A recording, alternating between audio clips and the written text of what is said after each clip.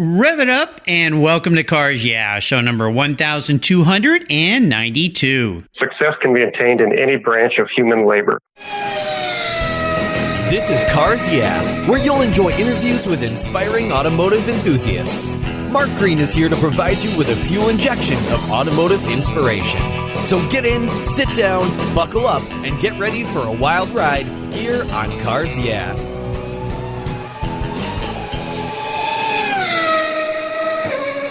Hello, automotive enthusiasts. I'm revved up and so excited to introduce today's very special guest, calling in from Bennington, Nebraska, Andy Leach. Hey, Andy, are you buckled up and ready for a fun ride? I'm ready for this. Thanks for having me. All right, you bet.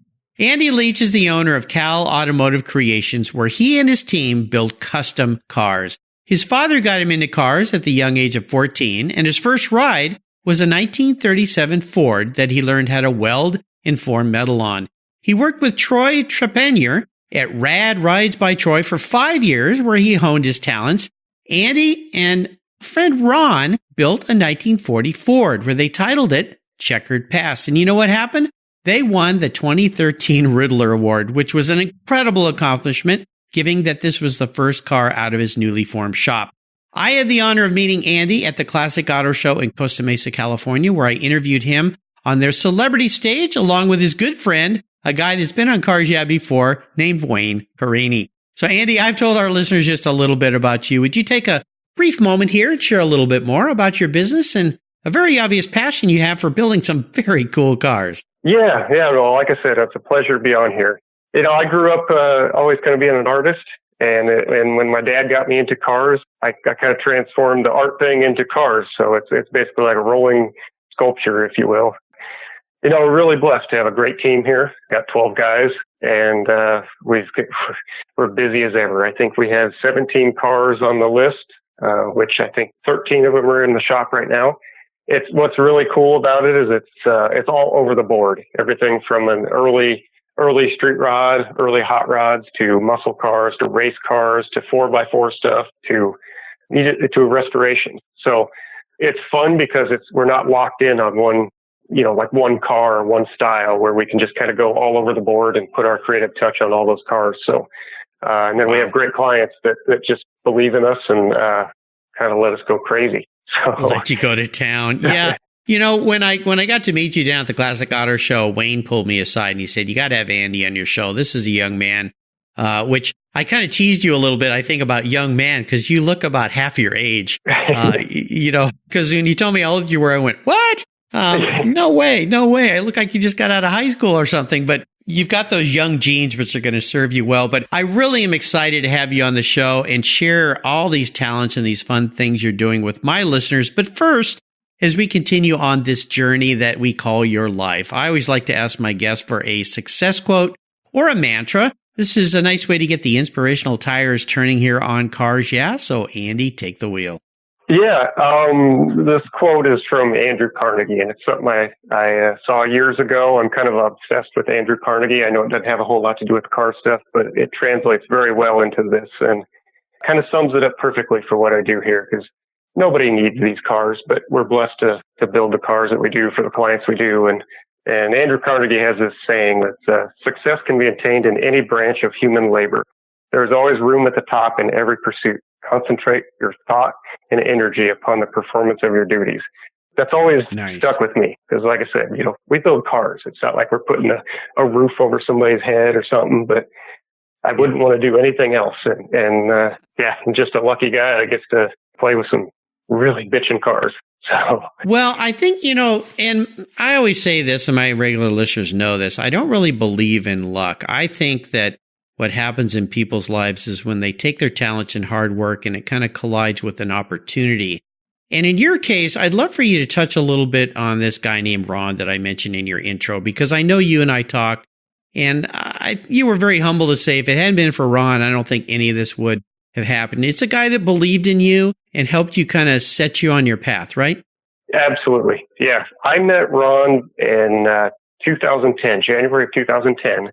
And he had this 40 Ford coupe that him and his dad had been like a father-son project. And I believe his dad bought it like 57 or something, and it just never materialized. He approached me about building the car.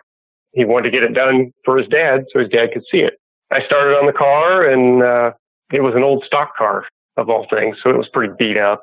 Just started rebuilding it. It never had the intention of it being a Ridler car or anything like that. It was just supposed to be a nice car that him and his dad could have fun in. And met Ron at kind of a down part in my life. I was a single father raising my daughter, and I had a welding job. I had just left Troy's at Rad Rides, and I came back to the Omaha area to be closer to my mom and stuff, and started working on his car. And during the day, I had the welding job, so I'd work 7 to 6 at the welding job and pick up my daughter at daycare, and we'd go do, watch a movie and do dinner and stuff like that. And so she'd go to bed. I'd go downstairs in the garage and work until I couldn't stay up. And then we'd just kind of do it all over every day. And I had this email typed to Ron. I had worked on the car for probably a year already, but I had this email typed out, and I was scared to death to hit send on it. It basically said, hey, Ron, I'd really like to work on this car full time. And that's basically all it said. And one night, I think I probably had a drink in me or something, and I hit send on it, and yeah. I was so scared. And I'm not joking. It was like 10 seconds later, Ron called me. He goes, "Meet me tomorrow morning at 9 a.m. in Bennington." I said, "Okay." I still didn't know where that was going to go. So we met, and he goes, "I see your dedication and your hard work and what you want to do." He goes, "Do it." Again, I started working on it full time, and it was never intended to be a Ridler car. Probably 6, 7, 8 months down the road there, he goes, "Man, you were here nonstop." He goes, you never go home. So he goes, "I'll help you start a company, because I can see this is what you want to do and stuff." So Ron's awesome. He'll probably never fully understand how much I appreciate everything he did to help me get started and stuff. And what a story. I've got goosebumps from this. But you know what? There's a golden nugget that you dropped in here, and that is hit send. Don't be afraid to ask people for help, because you know what? When people see how hard you are willing to work and how talented you are, or what the potential in you might be, you never know how they might respond to that. And imagine if you'd not ever hit send, he may never have known what your true intentions were, never provided you with the opportunity to prove yourself and create something out of an old 40 car that was a stock racer that was a pile of junk. And I'll tell listeners right now, you got to Google this car and go check it out, because it is absolutely insane. And the fact that this was kind of a first build in a sense, and it won the Ridler. I mean, this is like a Cinderella story. It really is. Do you wear glass slippers? Is that what's going on? I don't even know how to explain that. It was literally, we kept building the car, and I hired my first employee, Eric Hansen, and he had never been around anything like that. We just kept working and working, and we went up there to Detroit, and then it was just like, I remember him announcing it, and then it was just like, what just happened? And then it's just a blur from there. So wow. I tell you, it's a wonderful story. It's just absolutely, I love it. I love it. Give somebody an opportunity, let them prove yourself like Ron did with you, and you never know where things can lead. So now you got this shop with all these employees, a backlog of cars. I mean, it's just a dream come true. It's a American wonder story of life and hard work and dedication. So kudos to you and your team, because I know you can't do it alone. And you built an awesome team, and you're always the first guy to mention your team before yourself. So I love everything about you, buddy. Well, let's talk about your automotive journey, and I'd love for you to share a story that instigated this passion. I alluded to this, or I mentioned it in the intro, 1937 Ford that your dad taught you how to weld and form metal on. Tell us about that pivotal moment and perhaps that car when you knew that you were indeed a car. It was probably a little bit before that.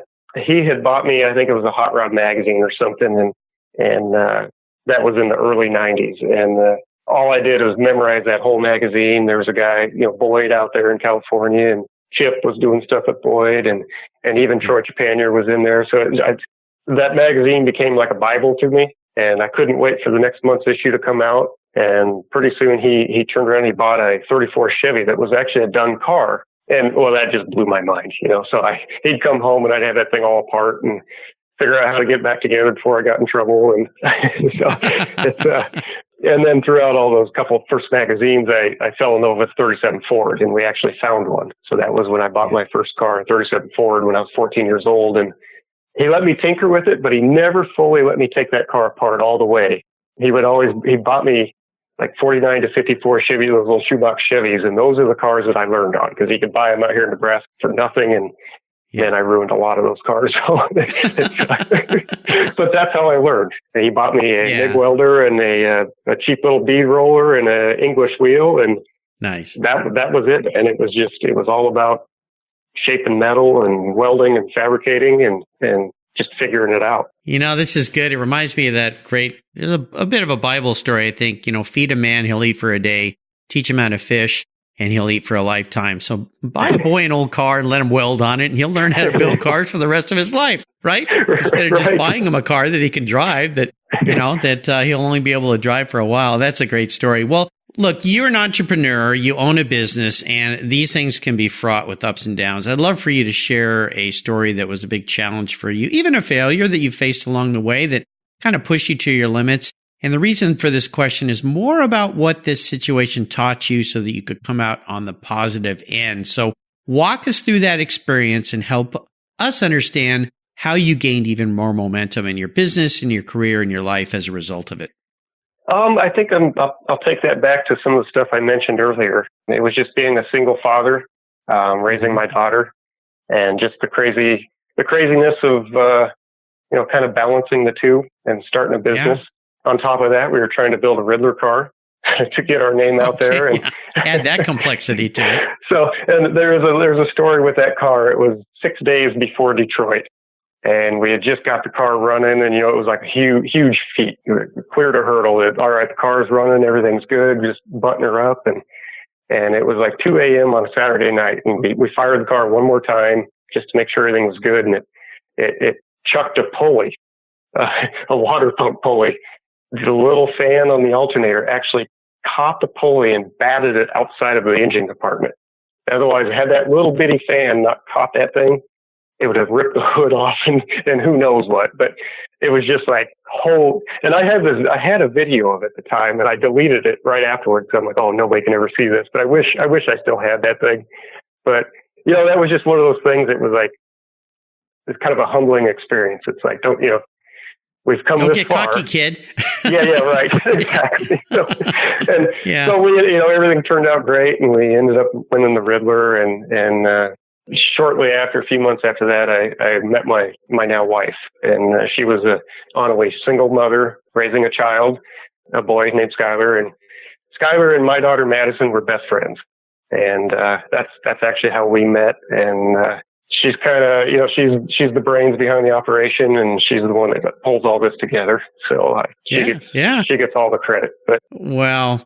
This is a challenge I've heard from time to time from people, being a single parent, and how difficult that is, and that life and work balance that is compounded when you have your own business, and in your case, trying to build a car and then building a business. So maybe you could offer one little tidbit of help to somebody that might be out there in this situation and struggling and juggling this single parent lifestyle. Is there one thing you can maybe share from us that you gleaned from being a success with that? I'm sure you had some challenges and a few things that you went, should have done that differently. But is there one thing you might offer as a word of encouragement for somebody out there that might be dealing with this? I had one of my very, very good friends from college told me, because I'd call and be like, man, this is crazy. How am I going to do all this? And he always said, he goes, man, you just got to put your head down and keep running like hell. And I guess that's the only thing I can tell everybody is just keep at it, and it'll always work out. It always does.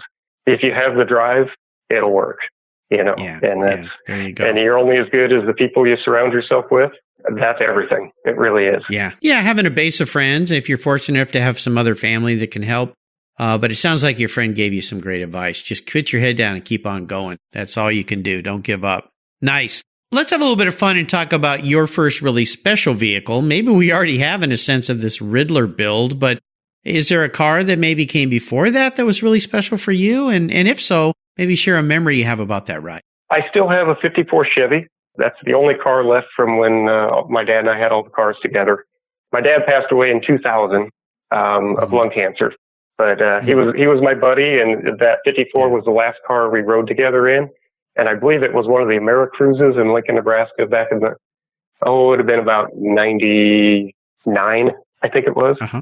That was, I don't know. It's of all the cars we had, there's something about that 54 Chevy that always stays near and dear to my heart, and just the experiences him and I had on that last little road trip. And yeah, that's a car I'll never part with. Yeah, someday I'll build it. Nice. Someday. You know, there was a car at the Classic Auto Show in 1930 Ford. If I think I have my miles right, that I shot a little video of Wayne getting in, a beautiful blue build that you had done.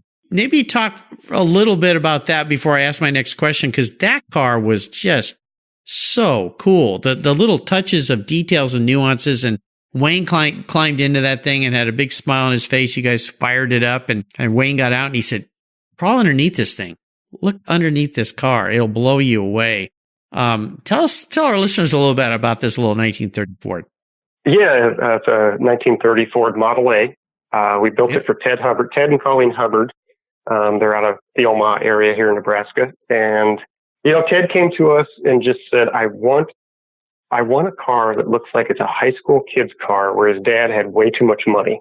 And he goes, I want all this rare, that, you know, the blown Arden and have it look like it has all this rare speed equipment and stuff on it. And, he goes, I want the cartoon stance.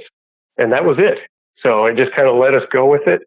It was a perfect opportunity to just take a hot rod and kind of push a hot rod to where hot rodding hasn't been. Blend the elegant styles but yet just pure hot rod.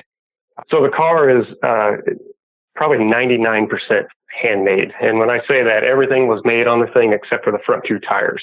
So even the rear tires were one-off tires. All the wheels, all the suspension, the frame, the body, even every fastener was handmade on that car. And oh my gosh. It was just one of those deals where you study a car long enough, it's like, well, how about we reverse section this to make it look more like a 32, so it's heavier in the midsection. And everybody always asks, well, how much is that chopped? And I have no clue, because it was just one of those where it's just like we keep lowering the top down, where it's like, well, we'll go a little bit more. And, so I have no idea. If I had to guess, it'd probably be around 6 inches. But it's fun when you can take a car like that. And I'm not a guy that likes to build real flashy cars. I like just like period correct, timeless cars, I guess, that'll stand the test of time. And I don't want one little part to stand out above everything else. So, the car's got to have the look, first of all, and then I want the little details to draw you in. And that's where my crew and stuff, these guys are the best. It's just everybody's so damn passionate about this stuff, and everybody contributes. And like I had mentioned to you, that we're all really good at one or two things, and then all of us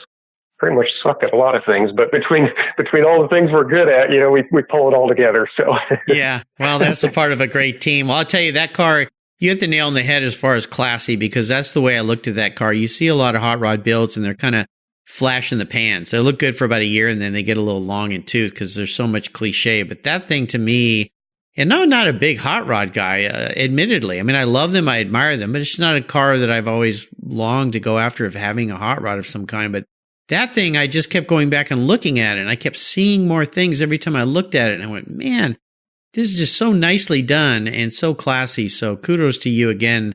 Thank you. For an incredible build. Yeah. And that Impala that was sitting in the corner, that thing was insane. Turned my good buddy Steve Bernstein from a Porsche guy into an Impala guy in one quick second. He just couldn't stop looking at that car, taking pictures of it. So you converted a couple of us here, Andy. Nicely done. How about seller's remorse? Is there a vehicle you've owned that you've let go that you really wish you had back? I sold my 37 Ford a few years ago, and I don't know why I did, and I wish I had that car back. I really do. That's you get a thought in your head, and you're like, all right, I'm going to sell it. I have no idea where it's at, and it's long gone. So that would be the car that I wish I could have back. There you go.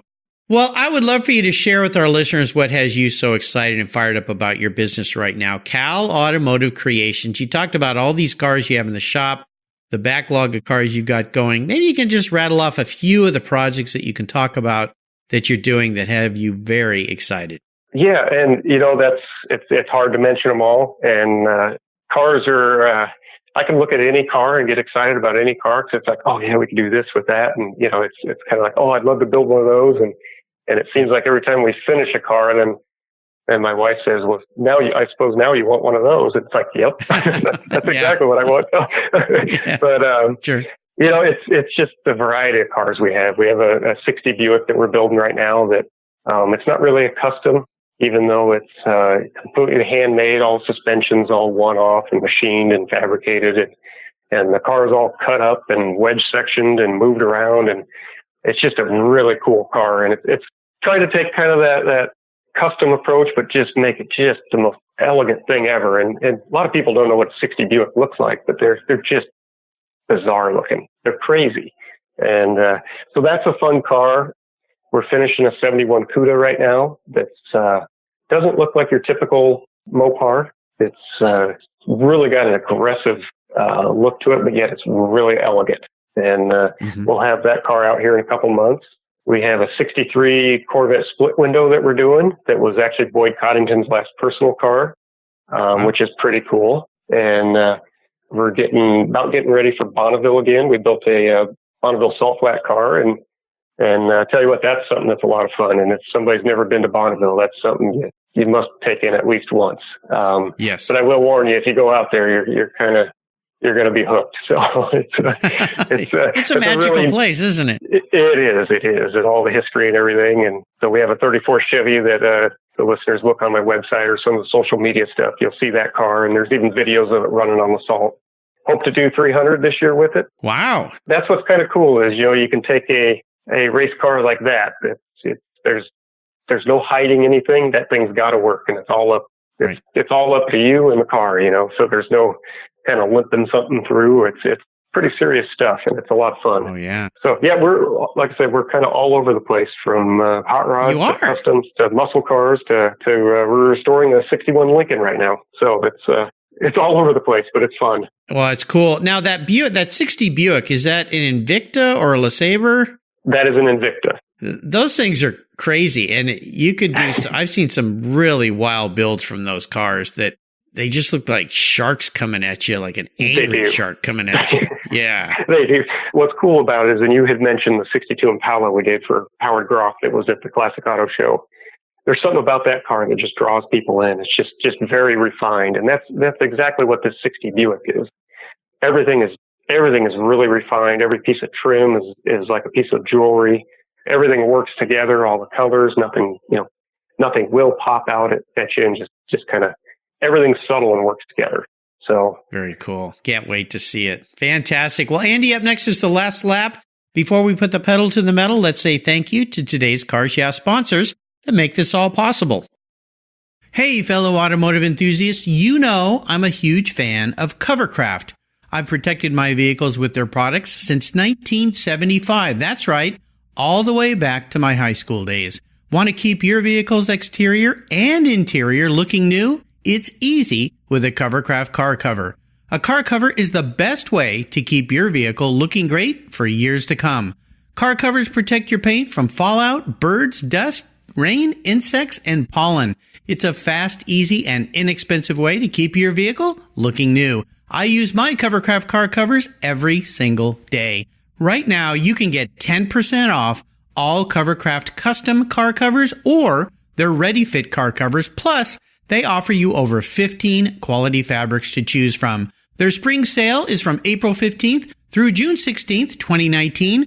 Order direct at covercraft.com and tell them Mark at Cars Yeah sent you. Covercraft is the right choice.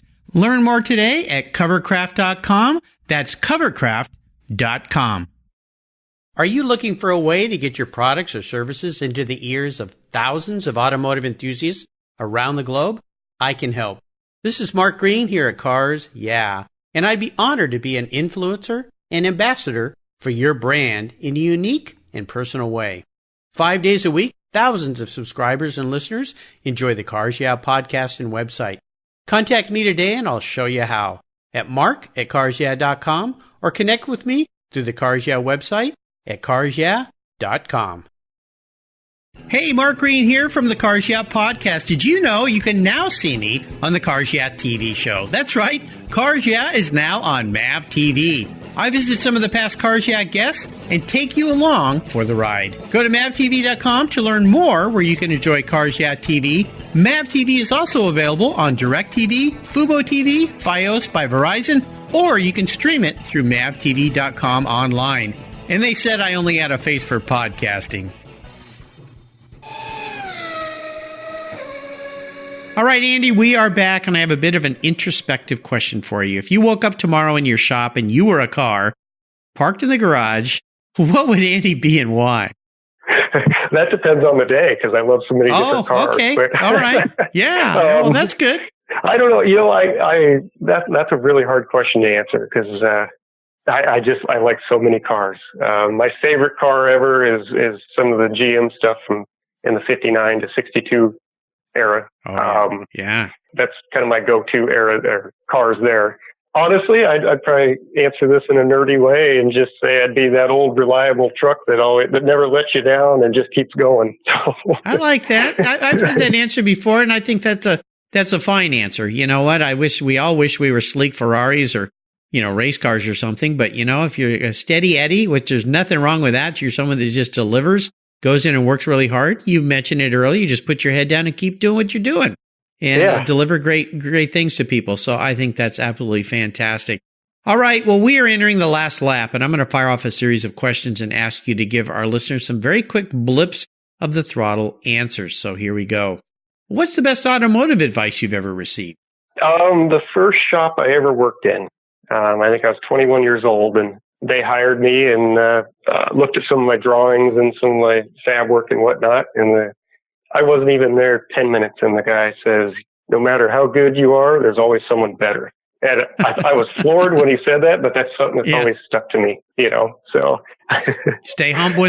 Was that his way of saying stay humble? I think so. Yeah. And that's something that I'll never forget. I was saying, this is kind of a way you break a wild horse. Maybe he thought you were a little too wild and cocky, but I can't imagine you acting like that. I think you've kind of always been a humble dude, but that's an interesting way to lead somebody to success. I'm not so sure I like it, but maybe that's what he was trying to do. That's okay. How about a personal habit? Do you have one that you believe has contributed to your many successes? Never giving up. This is probably crazy to say, but I get kind of tangled up in all the detail stuff, and I love the stuff that looks so simple, but it's so complicated to make, and I love when it almost thrusts me to the point where I want to give up, but then that's usually when I pull through. So I love that kind of. It's a really weird thing, but that's kind of what drives me is overcomplicating I can see that. Well, I saw that in that 30 Ford you built. Those trim pieces that were on the exhaust and on the rear differential and the underside suspension components. I went, what on earth? How did he do that? And you explained how those were all welded on, and then the edges are chromed and polished. And I'm like, oh my gosh, talk about trying to complicate your life. Gee whiz. I think I even told you when we were talking about that seemed like the greatest idea ever until we got about 5 or 6 bars or little fins into it. And it's like, well, this was a terrible idea, but we're already committed. So yeah. Whose idea was this, Andy? I love it. Well, how about a resource? Is there a resource that you're really fond of that you think our listeners would enjoy as well? I kind of look at nature and stuff like that and see different things. And it's like, that's pretty cool. Even colors and even driving back from Costa Mesa a few weeks ago, we were going through the mountains and just looking at all the rocks and the mountains carved out for the interstates, and you can see some of the colors, and it's like, man, that's Mother Nature. That's done right. And it's just like that you can really pull some influences from some of that stuff. I love that you said that, because a lot of people don't stop to smell the flowers, if you will. My father was an architect, and he really taught me how to look at things. And he used nature as a great example of that, is to stop and look at nature and how things in nature are done and built. And you mentioned colors and how things are put together, because nature's had millions, if not billions of years to figure all this out. And they've done a pretty darn good job when you think about it, of how things flow together. So I like the fact that you draw inspiration from that. It's a good thing for everybody to do. Get out, take a walk, and stop and look at things and really think about them. I love it. How about if I could arrange for you to sit down and have a drink with anyone in the automotive industry, living or deceased? Who would that be? Oh, I'd have to go probably deceased. And that's a tough one too. Probably maybe Harley Earl or Henry Ford or something like, one of those guys. Yeah. I watched a documentary that I've watched a few times, and my wife got me hooked on it too. And that's probably where my obsession with Andrew Carnegie came from. But it's The Men Who Built America. Oh, and I love that series. Isn't that amazing? It's just incredible. And some of the stuff Henry was doing, it's just, to pick somebody's brain like that, it'd just be amazing. I think so. Yeah, that was a great series. And some of those guys are pretty brutal about how they achieve what they achieve. But just the fact that they had the foresight and inspiration and drive to create what they created and really change the face of many things for people. And you could say some not for the best things, but most of it was to improve society and, expand society and grow and create jobs and things. So, yeah, those listeners, look that up. If you haven't watched that, it's well worth looking. Now, how about a book, since we're on the track of learning things from others? Is there a book that you've read that you'd like to share? I'll kind of stay along those same paths. My wife, both my wife and I are obsessed with Andrew Carnegie. And actually we have a little 2.5-year-old boy that is named Carnegie. So, okay. She got me hooked on this book, and I have not finished it yet, but I'm going through it, and it's The Gospel of Wealth by Andrew Carnegie. And it's pretty cool. Just the things you can relate to, and the ideas and the foresight that he had on some of the stuff. It's pretty cool stuff. Awesome. Well, I'll remind our listeners you can find that link and all sorts of great things that Andy has shared with us today on his Cars Yeah show notes page. Just go to carsyeah.com, type in Andy Leach, Leach, the spelling of his last name, and you'll find that book and everything else. All right, Andy, we are up to the checkered flag, and this last question can be a bit of a doozy. Today, I'm going to buy you any cool collector car on the planet. Doesn't matter where it is or who owns it. It's going to be parked in your garage, but there's a couple rules to this little game. You can't sell it to buy a bunch of other toys with. It's the only collector car you can have, which makes that a challenge. And you have to drive it. No garage queens allowed here on Cars Yeah. So what can I buy you today? Well, I kind of alluded to it earlier that I really love the 59 GM stuff. Yep. My dad had a 59 Chevy Impala back in the 59 and 60s when he had it. And they would have to be that car. And I want to build that car someday. Him and I were always on a wild goose chase to try to find that car. And I just found out about 6 months ago. I've been looking for that car for 20 years and just found out that it was crushed. So it kind of broke my heart, but I have to build that car because it was here in Nebraska, that was a really pretty car ahead of its time. And I'd love to build that car just the way it was, but just with a little bit of modern influence to it. And I could sit and just stare at that car. You'd put your touches on this thing. So, well, here's the deal. Since we'll find you one of these and you just build whatever you want, just send me the bills every month. I'll just pay them. So, yeah, that way, no problem. No problem at all. So, checks in the mail, as they always say. So that sounds like a fun. I have no doubt you're going to find yourself one of those and build a car to honor your father and kind of do it the way you want to do it. That is going to be cool. I look forward to that. Andy, you have taken me on a great ride today. I knew this would be fun. I've really enjoyed getting to know you better, even more so than I did when we were down at the Classic Auto Show. I want to thank you for sharing your incredible journey and where you're headed. Could you offer our listeners a little parting piece of wisdom and guidance before you drive off into the sunset in that 59 Chevy Impala? I would just have to say that you can make anything work as long as you have the drive and just keep after it. It'll happen. Yeah. It doesn't matter what it is. There you go. And what's the best way for our listeners to follow along with you at Cal Automotive Creations? You can join or follow our website at calautocreations.com. We are actually rebuilding the site right now, and it should be up and running here in a couple of weeks. And you'll be able to follow all the builds, social media, Instagram and Facebook. You just look up my name, Andy Leach, and you'll be able to follow along a lot of the stuff that we're doing now. And yeah, it's a fun ride, and I'm very lucky man to be doing what I'm doing with the guys that are surrounding me. So, well, there you go. Well, you've built your own luck. You've created your own luck, and kudos to you and your team for what you guys are doing. And I'll remind our listeners, make sure you follow along at Cal Auto Creations, Cal Automotive Creations.